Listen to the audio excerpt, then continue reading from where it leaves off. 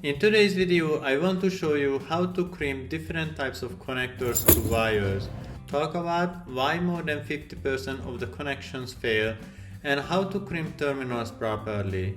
The last thing you want to worry about to have a bad connection in the system and catches on fire. I will cover insulated and non-insulated connectors, ferrules, MC4 connectors, some tools, battery cables and terminals. Before we start, let's talk about some of the tools that require to crimp these connectors. For large gauge wires, I use this hammer type crimper. You need a hammer with it to crimp large terminals. Next, I have this ratcheting crimper that works from 22 gauge to 10 gauge wires. The ratcheting mechanism of the crimper allows you to position the connector before crimping insulated connectors. This is a manual crimper for non-insulated terminals and odd situations. What you don't want to do to use pliers to crimp connectors unless it is an emergency. Next, I have different wire strippers. This one is for large wires and these ones for smaller wires. I also have cable cutters. If you are careful, you can use this as a wire stripper. However, I don't recommend it for beginners doing it because you could hurt the wire itself. Why more than 50% of the connection ultimately fail? Not the tool that makes these things to fail more often, it is the crimp connector and the feature that you never noticed it's there. You want to use high quality connectors. If you buy the cheap ones, you will have problems. You must be shocked to learn that there is an up and down position for these crimp connectors and you need to orient your crimp connector properly into your tool that gives you a 50-50 chance. Put it upside down and the crimper never makes it correctly. If you can connect the right size wire with the right size connector or terminal properly, you can build all sorts of electrical projects. Crimping insulated and non-insulated connectors are different process. The insulated are more common and there are a large array of terminal ends. There's 3 standard sizes for wire ends. Red is for 22 to 16, blue is for 16 to 14 and yellow is for 12 to 10 gauge wires. Non-insulated connectors used for high heat situations, things like air conditioning systems, were exposed to extreme temperatures. Terminals with no insulation, how do you tell what size they are?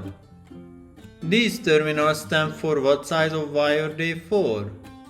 On the flat side of the terminal connector, you can find this information.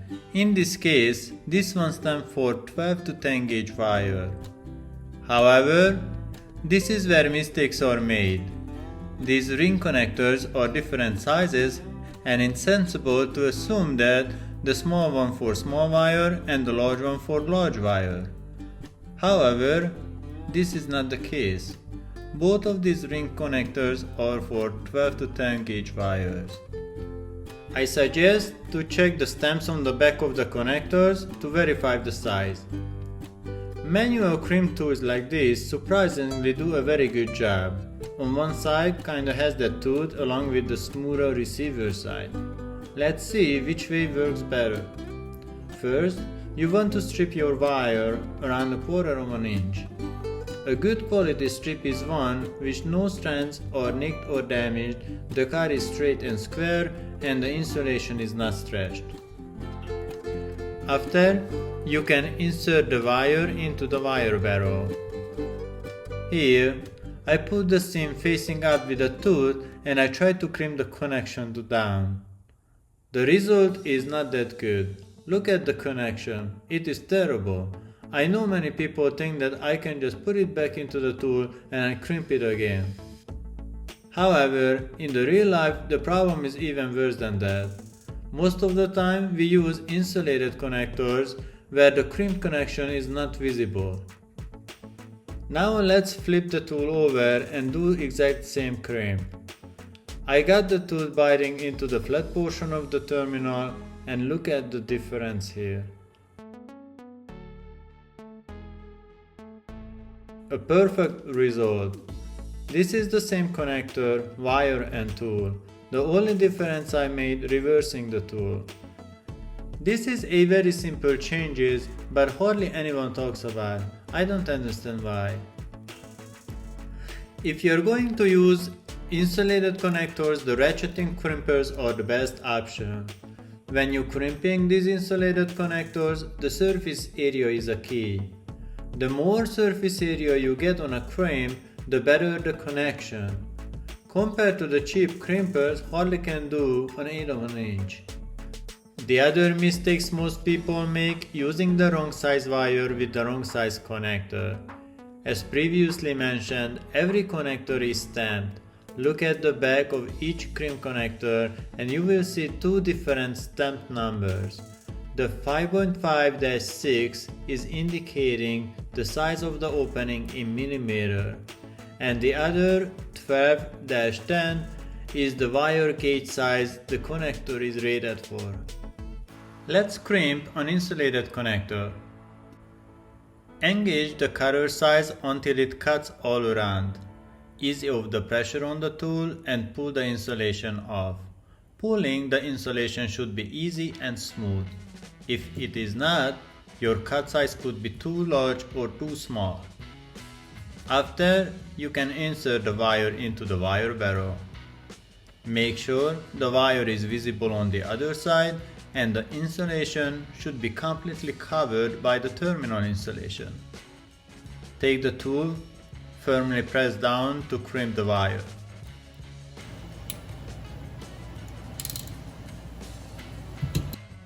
This is a proper crimp. We always should have visible wire at the end of the insulation.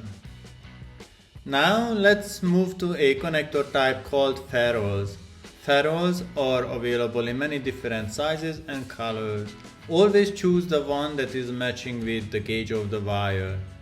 The process cleaning the wire is the same, the only difference the tool and the connector type. Sometimes it is better to buy the longer ones and cut it down to size we need. I have seen a few times at large gauge wires, if it is shorter than the requirement length, it can overheat and catches on fire.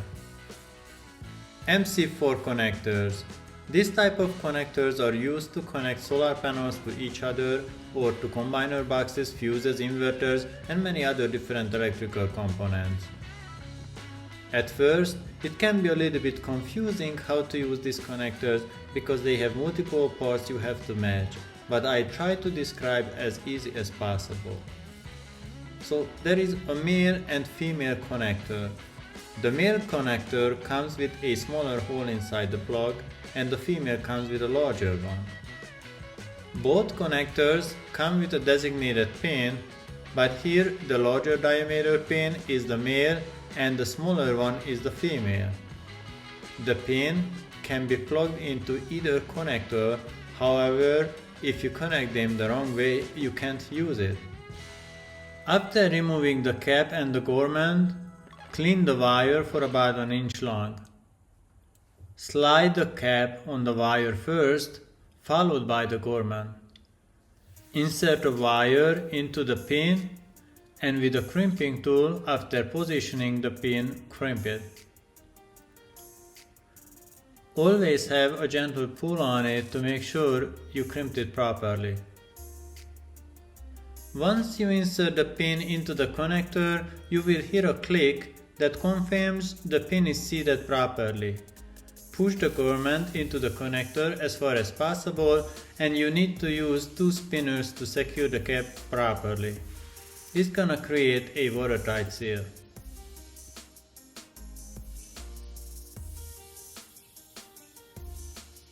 Battery cables and terminals. Always choose the right size cable for your application. To clean the cable, I use this cable stripping knife. I always measure the cable to the terminal and mark it. Adjust the depth for the knife and make a circular motion until you hear when the knife is cutting into the paper insulation. A good quality strip is one in which no threads are nicked or damaged, The cut is straight and square and the insulation is not stretched. Insert the wire into the terminal all the way and make sure while you hit the crimper with the hammer, you are holding both the terminal and the cable tight.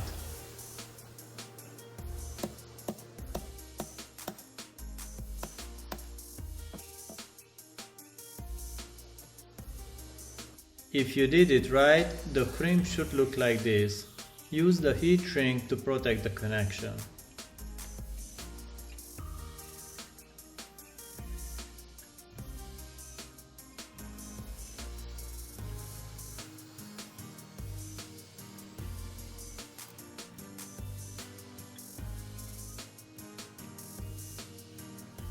It is always easy to make a bad connection. I hope I was able to cover everything on the subject. Hopefully you follow the video and make a perfect connection every time on your crimp. If you found this video helpful, I would appreciate if you could give me a thumbs up and be sure to subscribe to my channel for upcoming videos. Thank you very much for watching. See you in the next one.